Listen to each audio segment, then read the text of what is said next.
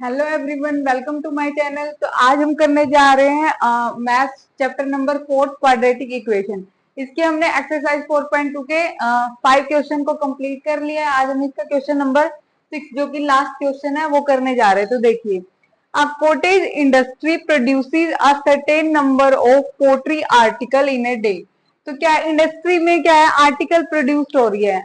अभी इन्होंने सिर्फ ये कहा है कि certain number of article produce करती है, उन्होंने एग्जैक्ट बताया नहीं कि वो कितने आर्टिकल प्रोड्यूस करती है। It was observe on a particular day.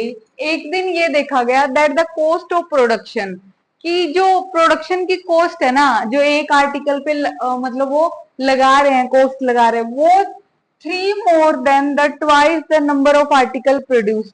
वो क्या है, जितने आर्टिकल बन रहे हैं ना उससे क्या है, उसके ट्वाइस, ट्वाइस मतलब उसके दुगने से 3 मोर देन, 3 मतलब मोर मतलब कि ज्यादा, 3 ज्यादा है।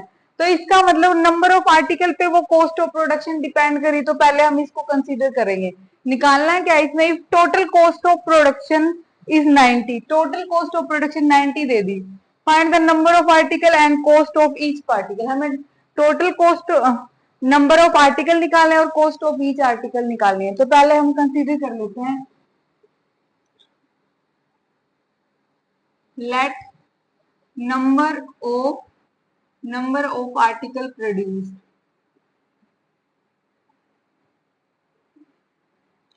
वो कितने एक्स, मान लिया कि वो एक दिन में एक्स आर्टिकल बना रहे हैं, ठीक है, प्रोड्यूस कर रहे हैं। तो कॉस्ट ऑफ प्रोडक्शन क्या होगी, कॉस्ट ऑफ प्रोडक्शन कैसे रिलेटेड है, इन्होंने बोला जितने आर्टिकल प्रोड्यूस हो रहे हैं उसके दुगने से 3 ज्यादा। तो इसके ट्वाइस मतलब 2 टाइम से 3 मोर देन। तो मोर देन है तो हम ऐड करेंगे, अगर लेस देन होता तो सब्ट्रैक्ट करते। फिर और क्या गिवन है हमें, टोटल कॉस्ट ऑफ प्रोडक्शन, जितनी टोटल लग रही है ना कॉस्ट, वो कितनी है, 90 है। तो टोटल कॉस्ट आती कैसे है, जब इन दोनों की मल्टीप्लाई हो जाती ना, कि किसी इंडस्ट्री में कितने आर्टिकल प्रोड्यूस हो रहे हैं और कितनी कॉस्ट ऑफ प्रोडक्शन है, तो इन दोनों की मल्टीप्लाई करके टोटल कॉस्ट निकलती है। तो ये भी टोटल कॉस्ट है, इन दोनों का जो मल्टीप्लीकेशन होगा, और ये भी, तो इन दोनों को इक्वेट कर देंगे हम, ठीक है। According to question, x multiply 2x plus 3 equal to 90। क्योंकि जब हम इनकी मल्टीप्लाई करेंगे ये भी टोटल कॉस्ट ऑफ प्रोडक्शन ही आएगी, और ये भी गिवन है टोटल कॉस्ट ऑफ प्रोडक्शन। तो x की 2x से मल्टीप्लाई हुई 2x के, फिर x की 3 से मल्टीप्लाई हुई 3x इक्वल टू 90। फिर हम क्या करेंगे, इस 90 को क्वाड्रेटिक इक्वेशन फॉर्म करने के लिए क्या इधर लेफ्ट साइड में लेके आएंगे, ठीक है, इक्वल टू 3x।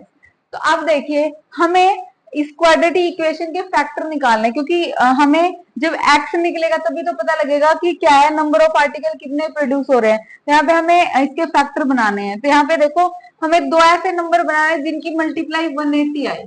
180 क्यों, क्योंकि क्वाड्रेटिक इक्वेशन का a और c का हम मल्टीप्लाई करते हैं। तो यहाँ पे देखिए, 2 9 जा 18, 0, 2 4 जा 8, यहाँ आ गया 45,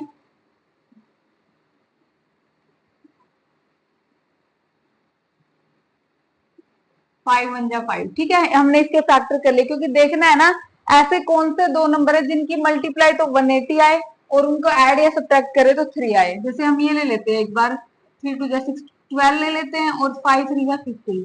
तो 15 और 12 की मल्टीप्लाई तो 180 आएगी, क्योंकि ये इसी के फैक्टर है। लेकिन अगर इनको ऐड या सब्ट्रैक्ट करें, ऐड करेंगे तो 3 आएगा नहीं, तो सब्ट्रैक्ट करें तो 3 आ रहा है, इसका मतलब दो फैक्टर 15 और 12 हो जाएंगे। अब हमें देखना है कि कौन प्लस का लेना है, कौन माइनस का लेना है।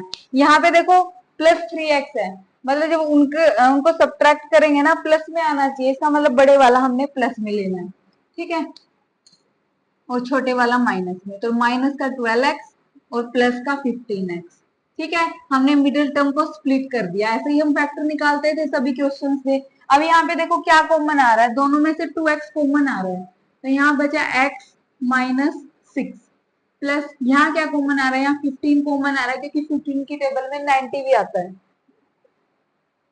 तो यहाँ पे हो गया x माइनस 6। अब देखिए x माइनस 6 दोनों में कॉमन है, तो x माइनस 6 को हम बाहर ले लेंगे। यहाँ बचा 2x और यहाँ बचा 15, ठीक है। अब दोनों को जीरो के इक्वेट कर देंगे। तो एक बार x माइनस 6 इक्वल टू 0 और एक बार 2x प्लस 15 इक्वल टू 0। तो यहाँ से x की वैल्यू क्या आई, 6 आई, और यहाँ से 2x इक्वल टू -15 और x आ गया -15/2। तो हम प्रोडक्शन नेगेटिव में तो ले नहीं सकते, तो ये वाले x को हम रिजेक्ट कर देंगे। तो हम x की कौन सी वैल्यू लेंगे, 6 वाली। तो आर्टिकल कितने हो गए, नंबर ऑफ आर्टिकल अगर हम देखें तो वो हो गए x, और कॉस्ट क्या हो जाएगी, इसमें हम वैल्यू पुट कर देंगे x की, 2x + 3, तो 2 × 6 + 3, 6 2 या 12, 12 + 3 15।